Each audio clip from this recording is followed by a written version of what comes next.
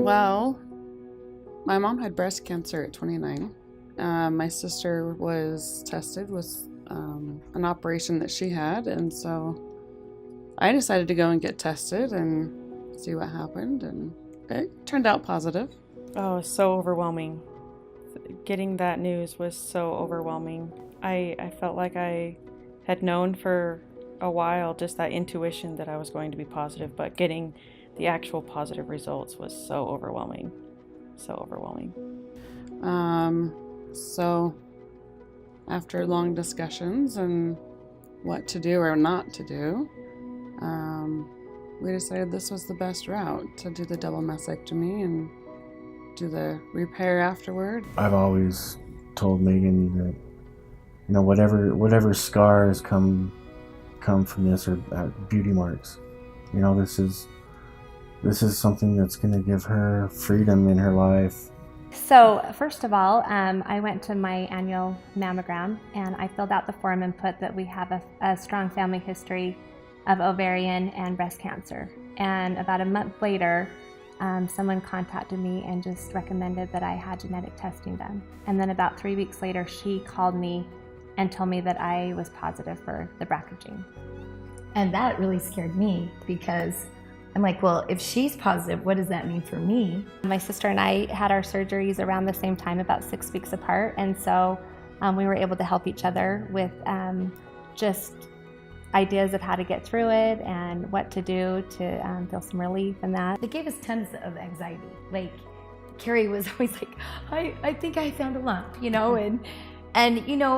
all of a sudden you start your process of visiting doctors and getting mammograms and MRIs and blood tests, and it just created a lot of anxiety. And so we decided to talk to our family about it and to our doctors. Dr. Jensen was great because I feel like he's super knowledgeable. A lot of people don't understand this gene, and they don't even understand why you would even do anything about it. We feel really grateful to be able to have the knowledge that gives us the power to act. So I was diagnosed February 3rd of 2017, and I had just finished breastfeeding my youngest, and I had noticed a little lump. And so I went and had it looked at, and they told me, come back in 3 months, we'll check it and see if it's done anything, because they ultrasound it and it didn't look like anything they were too concerned about. But for whatever reason, I just said, I just want it out. If it's something you're concerned about at all, I want it out. So we had it removed, and they sent it off for biopsy, and I got a call a couple weeks later that I had breast cancer. So after I was diagnosed, I felt helpless.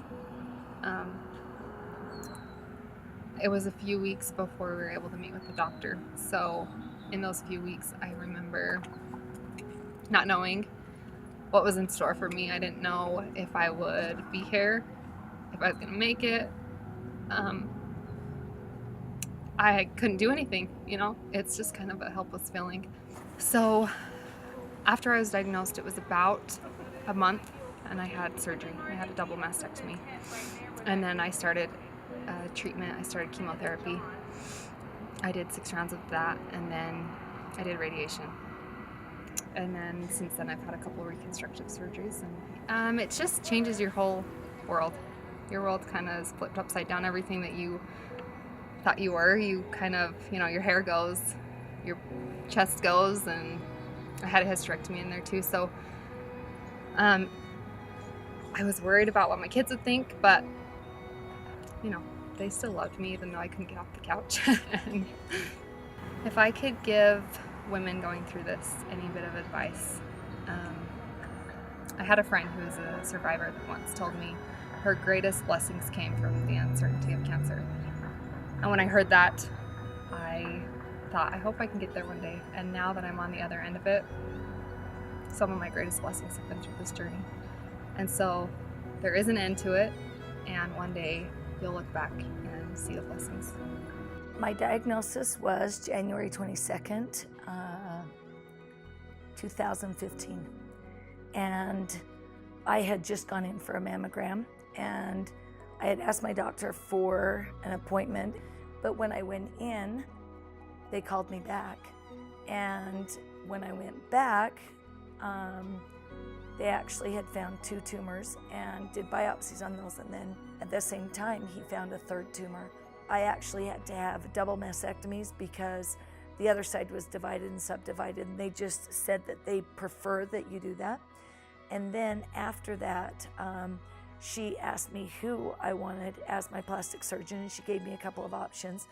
And just in hearing Dr. Jensen's name, I remembered he had actually treated some things with my mom. But really, I just wanted somebody that had been around and old enough but young enough to know the new things. So I went through the process of the expanders because I decided I wanted to be rebuilt. Biggest thing is 49 really is not that old. And the second thing is I was huge. I was a triple D. And so to take everything off and be around 6th graders, they would have known. I've just really realized there are so many more blessings than there have been trials with it. I think probably the biggest obstacle was looking in the mirror, because, you know, you can hide a lot with a shirt. You can hide a lot with a brave face, but there are things that you can't hide. And that's one of the things that I can say has just inspired me more than anything is the doctors that we've had and the staff that goes with it, because Dr. Jensen doesn't take no for an answer. And he's been so amazing, and I couldn't have asked for, you know, because I had like what was like a shark bite in the side of my chest because they had taken so much out. And he has worked with that, and they've just done such a great job. I just think you have to stay positive. Like things like I did find a water that I can still drink because everything tastes terrible, like tinfoil. And I have certain blankets that are really soft that feel like people's arms are around me.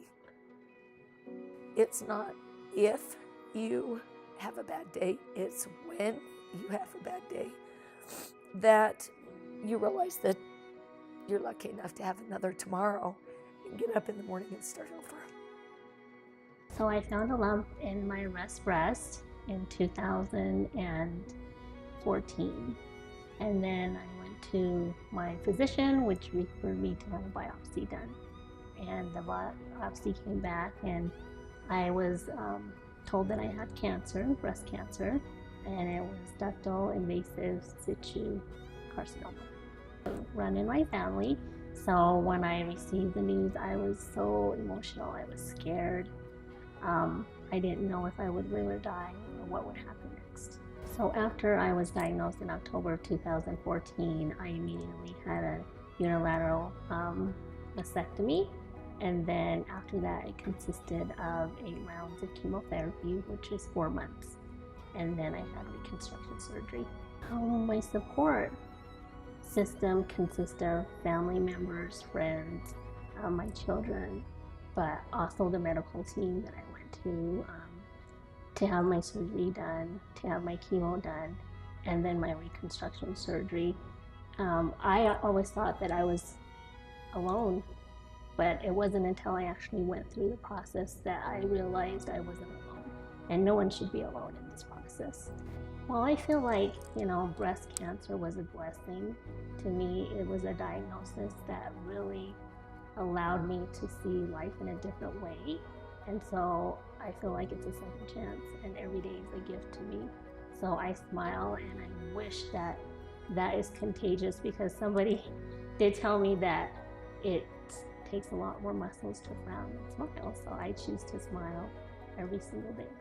Each one of you comes to me with your own stories of triumphs and trials, and you share with me in your personal journey. You come at a time of your life when you're very vulnerable. You're going through a difficult time with cancer, but not only cancer, you are having struggles in other aspects of your life. And I'm humbled and honored that you would share those trials with me. The fight against breast cancer hits close to home for me. Several years ago, my own mother was diagnosed with breast cancer, and I was honored to be a part of her breast cancer treatment team. I'm honored and flattered to join with you in this fight against breast cancer. Thank you for sharing your life with me. Thank you for sharing your journey with me.